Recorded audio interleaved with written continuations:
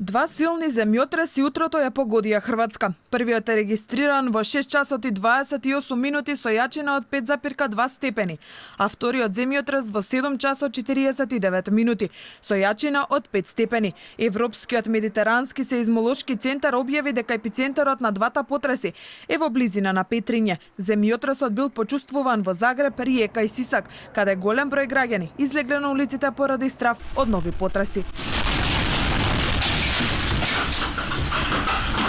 Сеизмолошката служба на Хрватска ги предупреди граѓаните на можноста од нови земјотреси во наредните часови и денови во областа Петринје и Сисак. И сеизмологот Маријан Херак изјави дека денешниот потрес дефинитивно не е дел од истата серија како оној загребскиот од 22 март, туку станува збор за друго епицентрално подрачје и нагласи дека сигурно ќе има уште потреси во тоа подрачје.